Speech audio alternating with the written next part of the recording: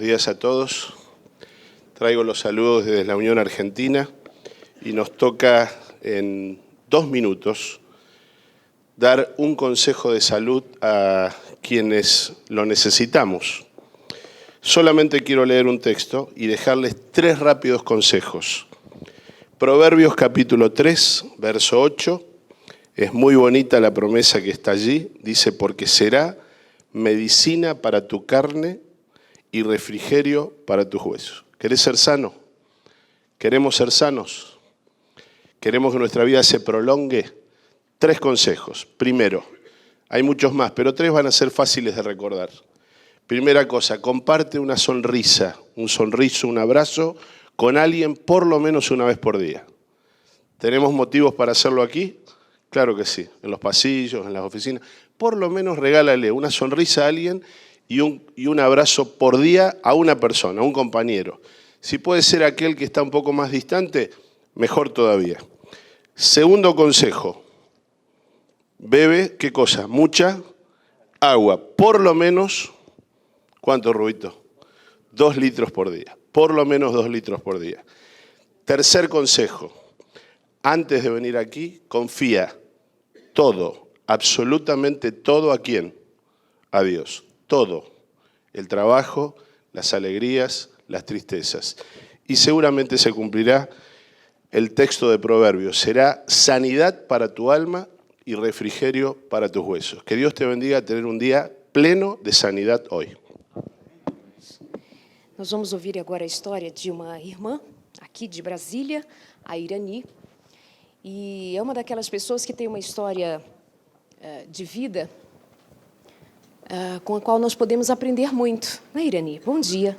Seu cumprimento aos nossos amigos. Quais foram as coisas mais difíceis que te aconteceram na vida e que te fizeram hoje dizer o que você diz a respeito de Jesus Cristo? Seu microfone, Irani. A primeira coisa mais difícil na minha vida foi a perda da minha filha. Quando a sua filha morreu, em que caminhos você andava? Você frequentava uma igreja? Você tinha uma experiência com Deus? Que momento foi esse da tua história? Não, eu nasci no lar da adventista, mas o meu pai era adventista, a minha mãe era da igreja cristã. Então, nós íamos no sábado com meu pai na igreja e aos domingos com a minha mãe na igreja dela. Então, o meu pai fazia o culto, falava muito do sábado, mas como a gente é mais ligada à mãe, predomina o que é a mãe, né? Para mim, tudo era festa. Eu estava na igreja sábado, estava na igreja domingo. Mas só que meu pai começava a falar muito mal. Vocês vão para essa igreja não vale nada. E a gente foi criando aquela distância. Aí eu falava assim, eu nunca vou ser adventista. Aí, com 9 anos, eu saí da minha casa. Fui morar na casa dos outros. Essas pessoas eram batista, presbiteriana. Então, eu fui distanciando da igreja adventista. Aos poucos, nunca mais voltei a morar com meus pais. Aos poucos, a minha família foi indo aos pouquinhos para a igreja adventista. Seus pais se separaram? Não. Você foi morar com outras pessoas? Eu fui morar com outras pessoas, que eles moravam... Por outras circunstâncias, né? Por outras circunstâncias, tá. Aqui a gente tem um aspecto interessante também para aprendermos e pensarmos sobre isso, né? Um lar dividido. O pai e a mãe não comungavam das mesmas ideias com relação à igreja. E ela, mesmo a mãe sendo adventista ou indo à igreja, enfim, ela frequentando a igreja, mas tinha a voz do pai. Qual é o peso de um lar dividido? Por isso que tantas vezes a gente não pode perder de vista de ensinar para os nossos filhos e de nós mesmos não cairmos na ideia de que quem está lá fora, tem tanta gente melhor do que muitos adventistas na igreja, nossos adolescentes andam dizendo isso. Então, que Deus nos proteja dessa divisão dentro de casa. É uma voz dizendo uma coisa e outra coisa. Irani, aí você foi então crescendo, tornou-se uma adolescente, você passou a não frequentar nenhuma igreja. Nenhuma igreja. Nem adventista, nem batista, nenhuma igreja. Nenhuma igreja. Às vezes eu visitava, mas eu tinha aquele princípio que eu penso assim, que eu sempre vi Deus como um pai, como assim, que cuidava de mim, assim, que Ele era maior na minha vida. Às vezes eu saía, à noite, no sábado, para as baladas. Quando eu chegava em casa, eu ficava, aquilo me cobrava. Mas eu não conseguia voltar para a igreja. E aí você ficou grávida. Aí eu fiquei grávida. Aí tive uma filha linda, maravilhosa. Passei na faculdade. Comprei meu apartamento, assim, tudo com a ajuda de Deus. Aí essa menina era muito importante para mim, porque eu nunca tinha nada meu. Eu cuidava das coisas dos outros. Desculpa. Eu comecei a cuidar de uma coisa minha, que dependia de mim. Só que a minha filha, com 1 ano e 9 meses, ela era muito alérgica. Ela deu uma febre, numa quinta-feira, no dia 15 de março de 1990. Eu levei ela para o hospital, à noite eu levei ela para o hospital, a médica falou que era uma virose, que a menina estava bem, que eu ficasse 3 dias aguardando. Se a febre voltasse, eu voltasse para o hospital. Só que eu cheguei em casa, assim, de madrugada com ela. Aí ela dormiu um pouquinho, acordou, ela quase não falava, aí ela começou a falar, mamãe, e contou da nossa viagem. Aí eu falava, filha, vai dormir, que eu tenho que trabalhar. Ela, trabalhar não, mamãe, trabalhar não. Aí a febre voltou, eu fui para o hospital. Aí a mesma médica que me atendeu à noite estava lá, e ela falou, eu já estava chorando, né? Aí ela falou que eu era neurótica. A médica falou isso para você? Minha filha estava muito bem, que não havia motivo de eu estar ali chorando, que se eu não me controlasse, eu não ficaria do lado dela. Aí, nisso que eles estavam colhendo o sangue dela, ela deu uma convulsão muito forte, aí ela já entrou em coma, sabe? Aí levaram ela para a UTI e ela ficou naqueles aparelhos, tudo. Eu tinha que olhar tudo e não falar nada. Aí ela já ficava assim, Aí ela manchou assim, o corpinho, sabe? Aí a médica, aí veio a cardiologista, a neurologista, e falou, sua filha está com meningite, se ela não morrer, ela vai ficar como assim, vegetal, ela não vai falar, ela não vai ouvir. Mas aí passaram alguns minutos, me tiraram da UTI e me levaram numa capela do hospital. E eu acho interessante, porque eu tinha uma imagem da capela que ali só rezava, ali não adorava a Deus, tinha santo, tinha, sabe? Aí eu sentei lá e falei, mas Deus diz que tudo que a gente quer, Ele faz. Senhor, o Senhor sabe o que eu quero, a minha filha. Eu não vou falar com Deus. De repente, eu falei com Deus. Eu tentei barganhar com Deus. Falei que se Deus curasse a minha filha, se eu saísse dali com ela bem, eu levaria ela para a igreja, eu me enfermaria numa igreja e nunca mais sairia. Que ela sairia só quando fosse da vontade dela. Aí, nisso, eu levantei. Quando eu levantei, eu olhei no corredor, vi o marido da minha sobrinha. Eu vi ele rindo para mim. Aí eu pensei, Deus me ouviu. Nosso trato foi feito, né? Aí ele falou assim, Irenias, a médica está te chamando. Quando eu cheguei na UTI, a médica falou, mãe, despede da sua filha que ela está indo. Aí eu falei assim, mas meu Deus, como é que pode? Eu falei com o senhor agora, eu prometi tudo, nada, e o senhor não me ouviu. Aí eu fiquei desesperada. Aí a médica olhava para mim. Eu tinha tanto medo dela que só de eu olhar para ela eu me reprimia. Mas aí eu coloquei a mão na testa da minha filha, que era o único lugar que tinha, que aqui estava cheio de aparelho, ela tinha 3 tubos aqui. Entreguei ela para Deus. Senhor, seja feita a tua vontade, não a minha. Aí ela fechou os olhinhos e morreu. Eu imagino que foi o momento mais difícil da tua vida. Eu já perdi uma filha também, ela era um bebê, 7 meses. E não tem nada igual, não tem experiência igual. Independente da idade, obviamente, é um pedaço nosso. E o que acontece quando a gente perde um filho ou alguma coisa nos choca dessa maneira? Algumas pessoas rejeitam a misericórdia de Deus porque onde estava Deus que não me ouviu? Onde estava Deus que não me acolheu? Qual foi o teu pensamento? Você havia prometido, tentou barganhar com Deus a vida da sua filha. Não deu. A vontade dele era outra. Como você ficou após isso? Você volta para Jesus? Você permanece onde você estava? Como foi?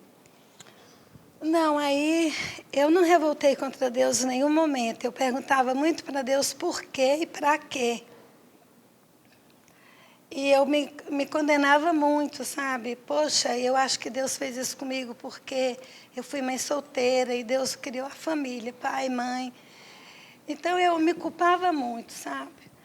Aí quando foi um domingo, passou uma semana, meus vizinhos eram da igreja batista, eles estavam saindo para a igreja à noite, eu peguei e falei, eu vou com vocês para a igreja. Chegando lá, o rapaz que ia pregar, ele fazia 6 semestres, estava no primeiro semestre de teologia. Eu não me lembro qual foi a passagem, eu sei que ele pregou e falou assim, que com Deus a gente não se negociava, que com Deus a gente não se barganhava, que talvez a gente podia perguntar para Deus o porquê, não, para quê, e nunca o porquê. Para quê, Senhor, isso na minha vida? Aí eu ouvindo aquilo ali naquela igreja estranha, e eu tenho maior dificuldade de falar em público, sabe? Mas eu levantei, fui lá e pedi licença. Aí eu falei, jovem, você veio hoje trazer uma mensagem de Deus para mim. Hoje está com 9 dias que eu enterrei a minha filha. E eu não fiz uma barganha com Deus e Ele não aceitou. E hoje eu entendi o propósito de Deus na minha vida. A partir de hoje, eu só quero que Deus me mostre o que Ele quer de mim. Aí eu comecei a mudar a minha vida, sabe? Aí comecei a procurar a igreja, já olhei a igreja adventista com outra simpatia. Já ouvia mais o que meu pai falava. Ele era muito sábio, meu pai. Ele era uma pessoa ignorante, não foi alfabetizada, mas ele entendia a Bíblia assim maravilhosamente. Aí eu já vi meu pai com outros olhos, comecei para a igreja, mas aí voltei para a Batista. Tá, como o nosso tempo, né? Não dá. Sua história é uma história rica de detalhes. Houve uma outra fase da tua vida em que seu marido ficou muito doente. Agora ela casou, veio para a igreja, organizou a sua história, Jesus trabalhou na vida dela e você casou. E seu marido ficou doente. É um momento assim, muito grave da tua história também. Como você resistiu a ele? Aí o mundo desmoronou de novo, porque eu pensei que dores assim só era uma vez na vida. Eu não estava preparada para a segunda vez. Eu pensei assim, toda a dor do mundo eu já tenho no meu coração. Eu já carrego aqui, eu não dou conta mais de outro. Aí o meu marido, de repente, apareceu com leucemia. E quando ele, de um mês para o outro, assim, ele foi ficando fraco, e ele trabalhava muito e não queria ir no hospital. Quando eu cheguei lá, o médico falou que já estava com 90% do sangue comprometido. Aí ele internou, fez quimioterapia, 30 dias. Com 30 dias, ele foi para a UTI e o médico me chamou e falou, o seu marido vai morrer. Ele tem 1% de vida. Aí eu falei, mas para Deus 1% é muita coisa. E os médicos da UTI, eles não gostavam que eu falava de Deus.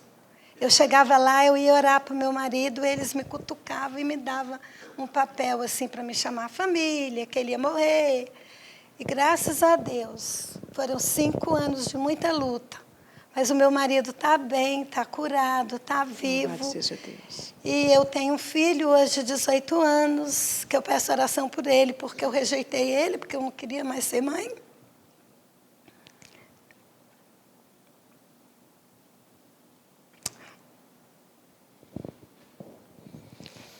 Mas nós estamos firmes na igreja. Eu, meu marido e meu filho. Amém. E esse Deus, que tudo que Ele tiver que me mandar é porque eu dou conta de levar. Ai, com essa história de a gente viver é difícil. Viver e dizer que crer quando tudo vai bem é a coisa mais fácil do mundo. Mas voltar para Jesus, andar na presença de Deus e crer no perdão de Deus, crer que Ele tem maravilhas para realizar em nós e por meio de nós, é o que nos sustenta dia após dia. Aqui está a história de uma mulher que contou alguns aspectos, alguns detalhes só, mas é uma serva de Deus. É uma mulher tirada da aflição para a honra e para a glória de Deus. Amém. Uma vez após outra, mas para testemunhar de que, acima de todas as coisas, Deus é Deus e é o Deus do impossível, Deus que faz coisas lindas na vida daquele que crê. E sua filha morreu, nossa filha morreu, né? Nossas filhas morreram, mas nós cremos no Deus da vitória. Amém. Deus curou o seu marido, nós cremos no Deus da vitória. Amém.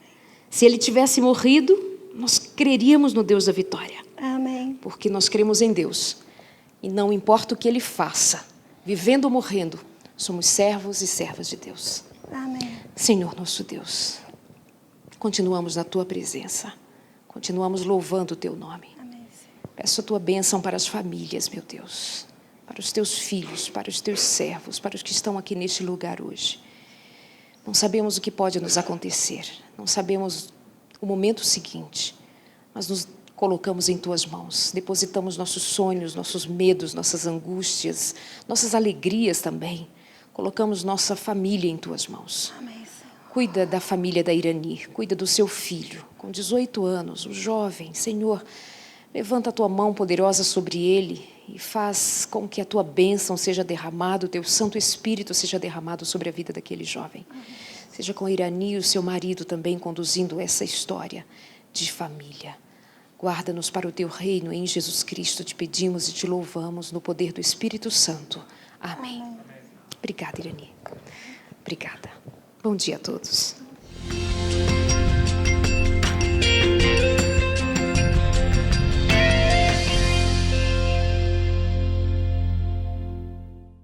Eu quero mostrar uma foto para você. Vamos falar de culto da família. Você vai olhar essa foto e vai pensar, o que essa foto tem que ver com o culto da família?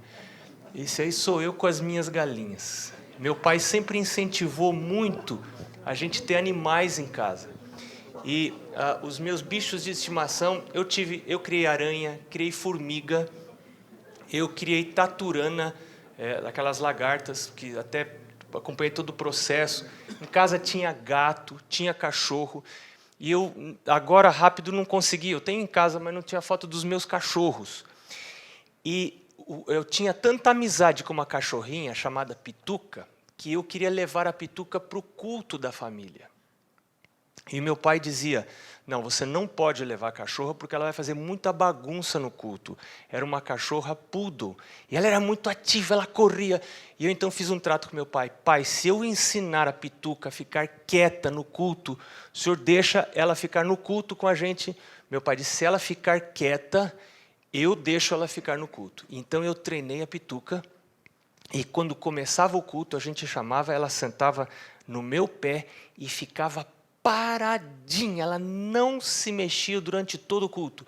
Nós cantávamos, minha mãe lia a meditação, ou no culto da noite lia a inspiração juvenil, contava uma história, e nós nos ajoelhávamos. Quando nós nos ajoelhávamos, ela levantava a orelha e fazia assim, mas ficava, porque o poodle é um bicho muito elétrico. Ela sabia que estava terminando o culto, e aí nós fazíamos oração. Mas quando a gente... Agora pode pôr outra foto, a foto da família toda. Essa era a família, meu pai, minha mãe, meu irmão no colo da minha mãe e a minha irmã. Quando acabava o culto, que a gente falava amém, a Pituca corria para todo lado, né? Então, nós tínhamos em casa uma cachorra que fazia o culto com a gente, o culto da família. É bom fazer o culto. É bom reunir a família. Deus está presente e até os animais podem ser ensinados a ter reverência na hora do culto. Imagine se as crianças não podem aprender a ficar reverentes na hora do culto. Deus te abençoe. Faça o culto na sua casa.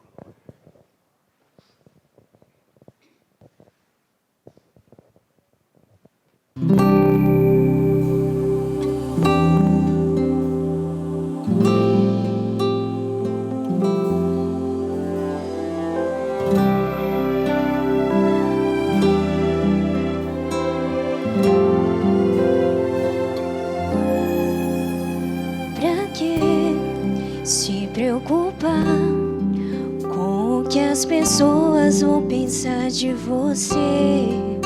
E pra que tenta mudar por suas próprias forças pra tentar ser alguém que impressione os outros,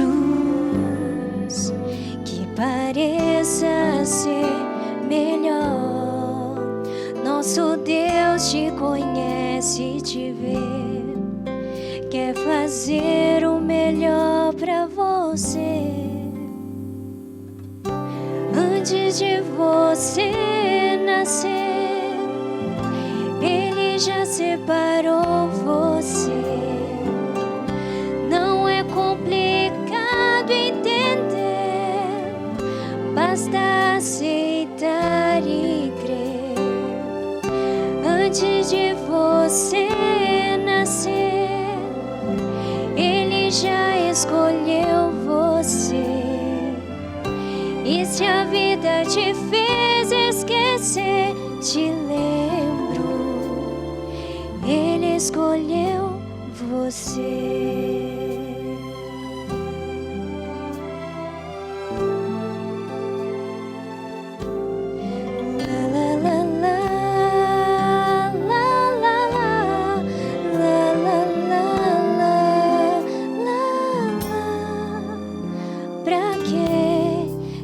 Preocupar com o que as pessoas vão pensar de você. E pra que tentar mudar por suas próprias forças pra tentar ser alguém que impressione os outros, que pareça ser melhor.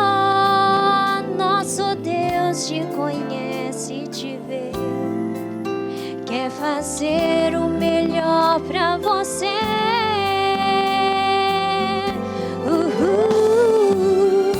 Antes de você nascer, Ele já separou você.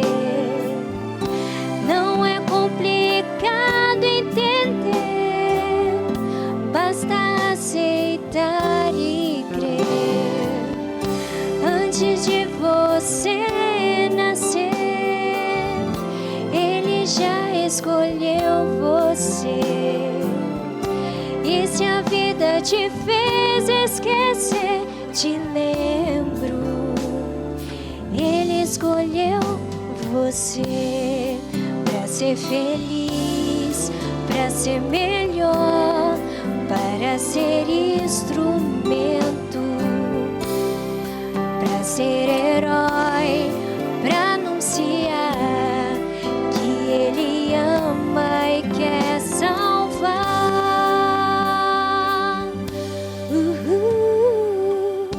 Antes de você nascer, Ele já separou você.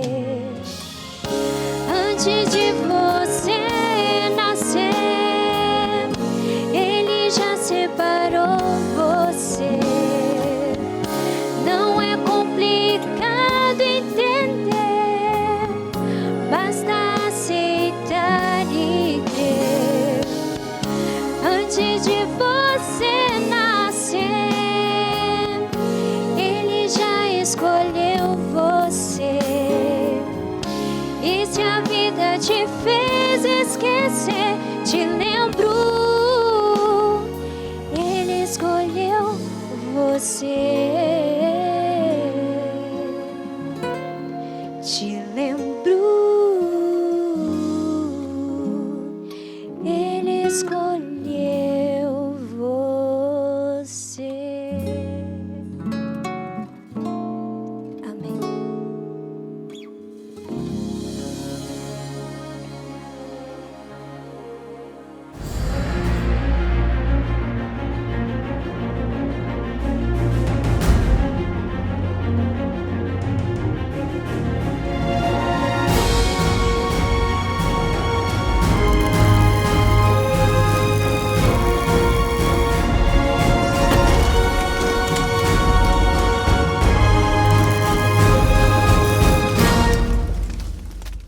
Mais uma vez, bom dia a todos.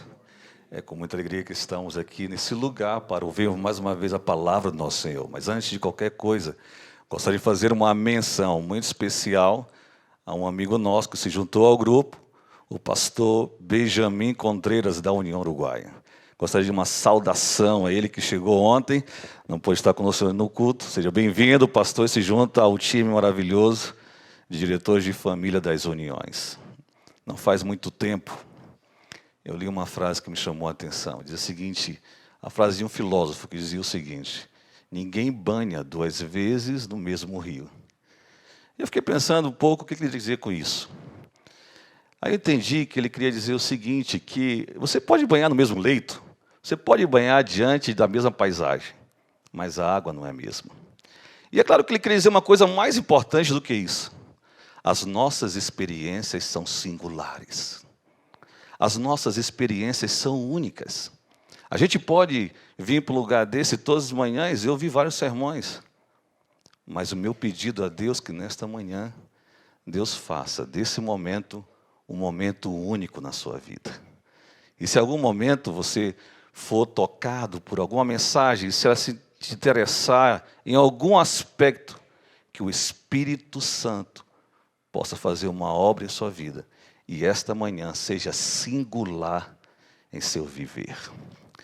Para ser singular, nada melhor do que nós começarmos com a palavra de Deus. Gostaria que vocês abrissem sua Bíblia lá em Hebreus 13, versículo 4, que é o nosso texto principal do tema de hoje, que é sexualidade blindada, parte 2. Eu confesso a vocês, quando eu vi esse sermonário, e vi 2 dias tratando o mesmo assunto, me chamou a atenção. E o pastor foi muito sábio, foi iluminado ao escolher esse assunto que tem sido um dos assuntos mais necessários para a nossa época. Em Hebreus 13:4, nós temos aqui algumas aplicações importantes da palavra de Deus sobre este assunto. E nós lemos o seguinte, Hebreus 13:4, digno de honra entre todos seja o matrimônio, bem como o leito sem mácula, porque Deus julgará os impuros e adúlteros. Nós podemos aprender várias lições desse texto, sem dúvida nenhuma. Mas, em primeiro lugar, o que me chama a atenção é que aí diz que o matrimônio, e obviamente o matrimônio é entre um homem e uma mulher, entre todos é o que deve ser mais honrado. Entre todos o quê? A lista aqui desse capítulo quer falar de deveres sociais. Entre todos os deveres sociais seja mais digno o matrimônio. E em seguida ele fala que igualmente deve ser honrado o leito sem mácula. E é interessante que lá no texto grego não aparece a palavra leito como a melhor tradução do grego koité. Aparece aqui a palavra que deveria ser traduzida como intercurso sexual.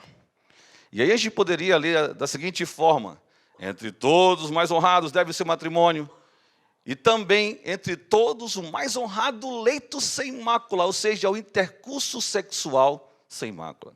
Mas a passagem não diz aí. A passagem também fala de um juízo. No final diz que, porque Deus julgará os impuros e adúlteros. Por isso que nesse pequeno tempo que temos para abordar essa mensagem, eu gostaria de destacar 3 pontos. Primeiro ponto, se é que ontem falamos, na verdade, sobre o sexo puro. Hoje eu gostaria de lembrá-los de algumas práticas sexuais impuras e adúlteras. Não que a gente não as saiba ou não as conheça, mas é preciso que essas coisas tenham que ser lembradas constantemente. Segundo, falar um aspecto importante também que a gente pode aprender aqui desse texto.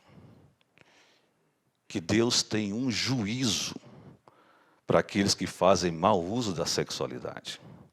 E terceiro, para mim o mais importante, e nós devemos ressaltar bem isso, é que a graça do nosso Senhor Jesus Cristo é capaz de transformar o pior pecador, aquele que está fazendo o pior uso da sua sexualidade, num candidato em potencial do reino do nosso Senhor Jesus Cristo, uma pessoa sem mácula, santa e pura, moradora da Nova Jerusalém.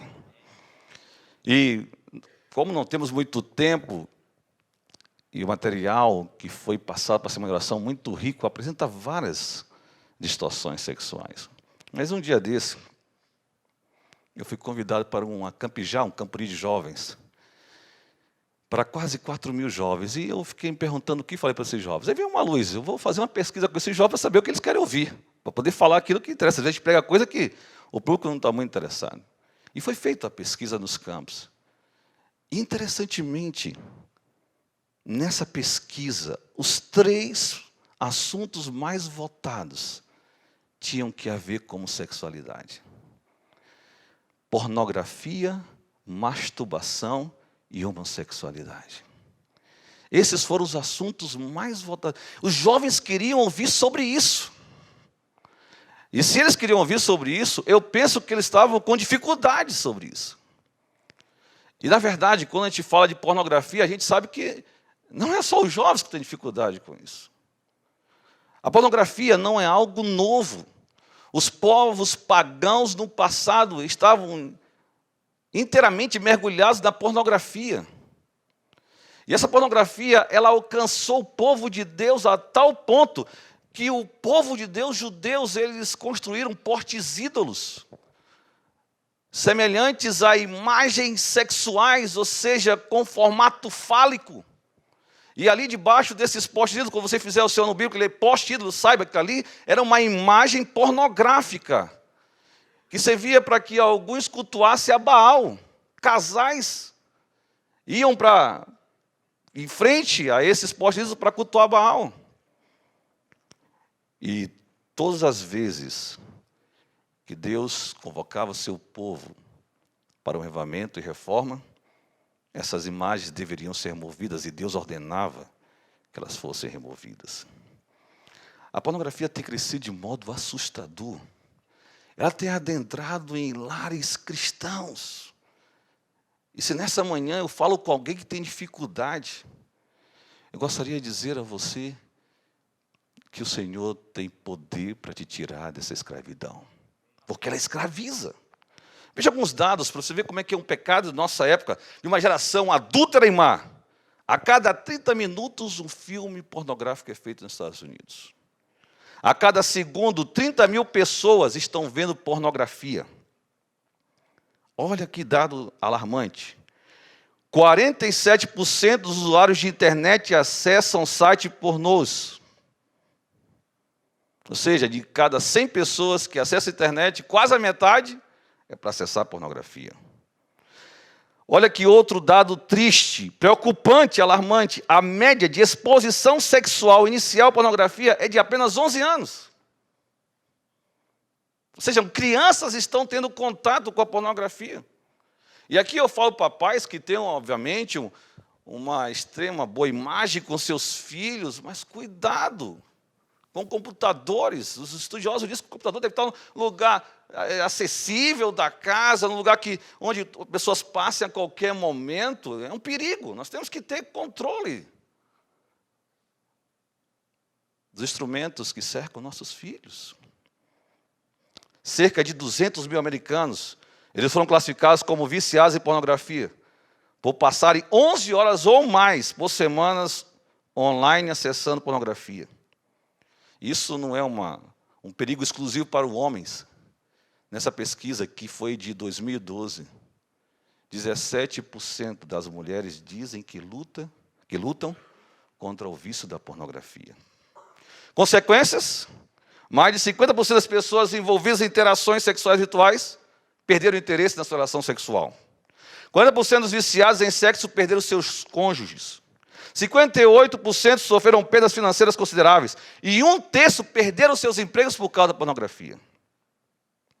O uso da pornografia aumenta a taxa de infidelidade conjugal em mais de 300%. Em um grupo de 24 pessoas viciadas em pornografia, 23 se tornaram compulsivos e eles fizeram a seguinte declaração: descobrir a pornografia foi a pior coisa que já aconteceu em minha vida. Associada à pornografia, e foi um dos temas que os jovens escolheram, estava a masturbação. A gente não tem tempo para falar, mas a masturbação, nós sabemos que é uma ação sexual solitária, aditiva, alienante, que tende a afastar as pessoas do convívio social, que produz um sentimento de vazio muito grande, desvalia. Ellen White, ela fala inúmeras vezes sobre masturbação. Era um problema da sua época, ao ponto de ela falar numa declaração, de ela apelar à igreja. Ela falou assim para a igreja, olha, a gente sabe que aqui há pessoas que praticam esse ato todos os dias, ela falou. Testemunhos seletos. Testemunho para a igreja, volume 2, página 468.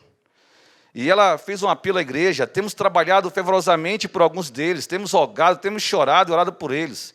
No entanto, sabemos que em meio a todo o nosso esforço e angústia, a força horrível do hábito pecaminoso tem obtido a vitória, e esses pecados têm sido cometidos.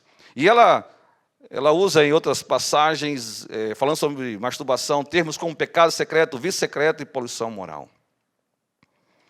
Não dá para a gente falar de todos os desvirtuamentos sexuais, mas algo me preocupa também entre os casais e casais cristãos, que é a busca incessante por novidade. A busca incessante por novidade envolve um alto nível emocional. A busca foge a desempenhos irreais e exigências de constante de alto nível emocional, que mostra que no relacionamento não há profundidade. O relacionamento é pobre quando mostra uma penúria emocional quando os casais vivem buscando novidades. E nós estamos lendo o livro Conduta Sexual. Ele já falava sobre isso. Ele disse que é um perigo os casais que se encantam com algumas práticas obscenas, porque eles estão abrindo a porta para a destruição do lar. Quanto a esses desvirtuamentos, me lembro aqui duas histórias. A primeira história foi de um casal que me procurou, especialmente a esposa do casal dizia que queria separar do marido. Ele tinha uma filha linda, ela era uma mulher bonita, e ele nem tanto, mas ela amava o seu esposo. Ou seja, ele tinha uma baita de uma mulher do lado, tanto moral como físico, mas aquele homem, ele tinha se viciado em masturbação.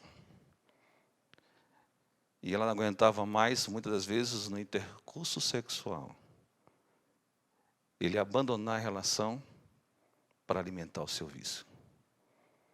Essa família foi desfeita, com prejuízos até hoje irremediáveis. Outro problema, com desrespeito à pornografia, um jovem me procurou. Pastor, há 20 anos, eu não durmo sem me alimentar de pornografia e me masturbar. Pregar uma oração sobre isso. Ore por mim, pastor, eu preciso largar isso. Isso está acabando comigo. Isso está acabando com minha energia. Eu estou há 5 anos querendo passar no vestibular e não consigo. E eu sei que isso está me prejudicando, como o Senhor pregou. Ele não te fala que isso rouba a energia da pessoa. Nós oramos naquele dia. E me emociona lembrar que no final da semana de oração, o Cristiano me procurou e disse, pastor, pela primeira vez, eu dormi ontem nos braços do Senhor. Ou seja, não dormia sem praticar o vício secreto. Mas a noite anterior, ele tinha dormido nos braços do Senhor. Eu disse, foi bom, como é bom, pastor, ter uma mente aliviada. Sabe, queridos, a essas situações, a gente pode acrescentar pedofilia, zoofilia, incesto, poligamia, homossexualidade, prostituição, adultério. São tudo desvirtuamentos sexuais, práticas adúlteras, que obviamente estão aqui implícitas nesse texto. Mas eu queria dizer para vocês que qualquer uma dessas práticas, ela tem uma influência poderosa e destruidora na vida das pessoas. Quantas pessoas boas temos perdido porque não têm feito um bom uso da sua sexualidade. Um dos livros mais interessantes que eu já vi foi um livro publicado em 1934 por D.J. Union, chamado Sex and Culture. Esse livro, o autor ele pesquisou 80 civilizações antigas, primitivas, entre elas sumérios, babilônios, medo-persas e outras mais. E alguns impérios, Roma, Grécia. E neste livro, que é um livro que não é muito comentado, mas deveria ser comentado, o problema é que a mídia só expõe a maior parte da sua exposição, é uma exploração comercial da sexualidade, deveria tocar nesses assuntos de maneira positiva. E daí nosso dever nas igrejas, para contrapor essa enxurrada de lixo que temos presenciado cada dia. Esse livro ele mostrou o seguinte: em cada uma dessas culturas, ele percebeu que elas começaram a progredir quando as mulheres eram instigadas a serem virgens para o casamento, seriam ensinadas. E o casamento monogâmico. Agora, ele também percebeu que essas culturas começaram a declinar quando as mulheres receberam direitos, ao ponto de não serem mais obrigadas a serem virgens até o casamento. O divórcio se tornou comum e o casamento entrou em declínio. Ou seja, o bom uso da sexualidade fazia com que esses impérios e nações crescessem, atingissem seu apogeu. Mas o mau uso os levava ao declínio. E aí vai uma observação pertinente. Se o mau uso da sexualidade é capaz de destruir um império inteiro, quanto mais ele pode fazer com a nossa vida. Se nações não subsistem, não sobrevivem ao impacto da imoralidade, quanto mais nós débeis criaturas.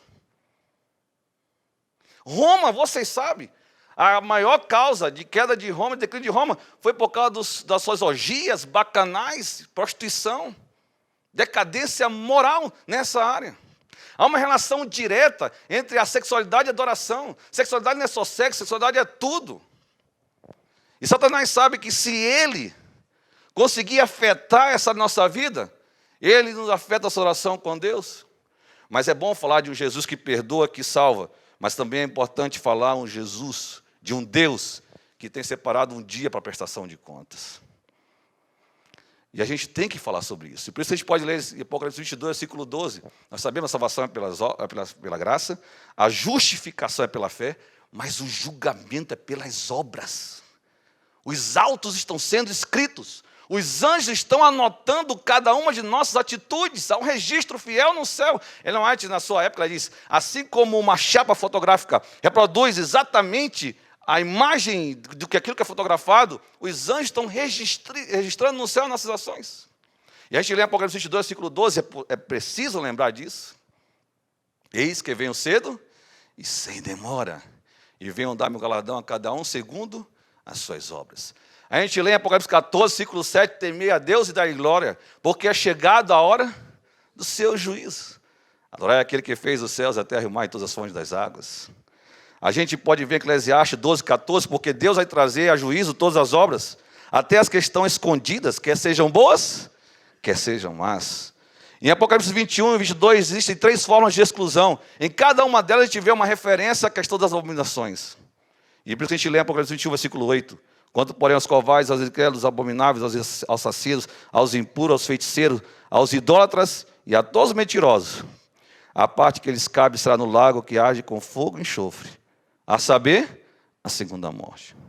Mas eu quero finalizar para vocês, que mesmo dizendo a vocês, que mesmo num cenário caótico de decadência moral, mesmo essa sendo uma tentação muito forte para o ser humano, que é a questão do mau uso da sexualidade, aonde proliferou o pecado, extrapolou a graça. E é nisso que gostaria de terminar me concentrando. Não nos sobrevém tentação que nós não possamos suportar. Eu encontrei aquele jovem, depois de alguns anos. E sabe o que ele me disse? Pastor, finalmente eu consegui passar no vestibular. Eu estou me formando em pedagogia. Hoje eu sou uma pessoa liberta em Cristo Jesus. Deus pode nos libertar de qualquer dificuldade. Por mais profundo que seja o abismo que nós cavamos, as garras da graça podem nos alcançar. Não há pecado tão forte que o poder de Deus possa nos tirar e nos libertar. E é por isso que a gente vê que a Bíblia termina com uma mensagem extremamente otimista. Bem-aventurado aqueles que lavam suas vestiduras no sangue do Cordeiro. Esta é uma manhã que a gente pode lavar nossas vestiduras no sangue do Cordeiro, porque isso tem a ver com justificação.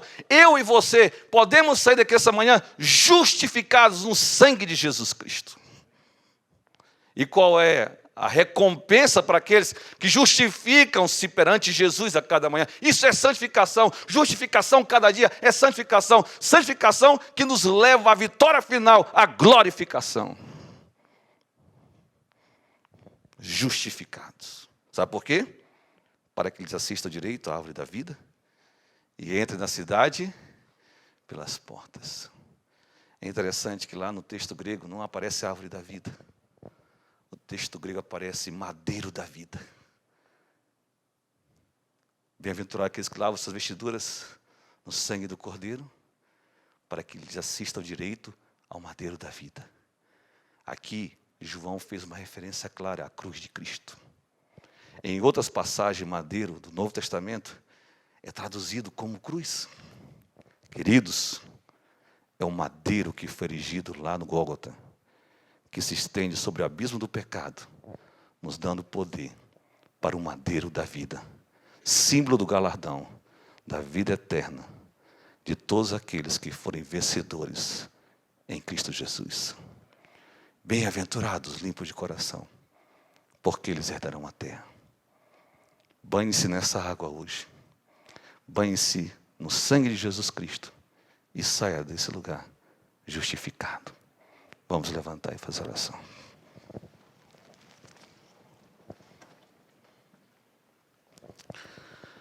Maravilhoso Deus, todos nós temos dificuldades. E é possível que algumas famílias aqui tenham dificuldade nessa área. É possível que alguns jovens aqui, Senhor, funcionários dessa instituição, tenham lutado contra isso. É possível que nós, em algum momento, fomos enlaçados, Satanás, nessas áreas. Mas nessa manhã queremos pedir perdão aos nossos pecados. Porque não queremos experimentar o teu juízo punitivo. Queremos sim, Senhor, a cada manhã ser lavados pelo sangue do Cordeiro, justificando-nos perante Cristo Jesus. Para que muito em breve, Pai, nós recebamos das tuas mãos a coroa imacessível de glória e majestade, aqueles que a cada dia se colocam em tuas mãos. Ajuda cada pessoa que está aqui nessa manhã com suas lutas, as suas dificuldades. Ninguém é tão forte para resistir sozinho à tentação de Satanás. Mas tu nos garantiste que poderemos fazer muitas coisas ao teu lado. Tudo podemos naquele que nos fortalece. Esta é a nossa grande confiança. Fortalece-nos hoje, amanhã e depois de amanhã. E para todo sempre, em nome de Jesus. Amém, Senhor.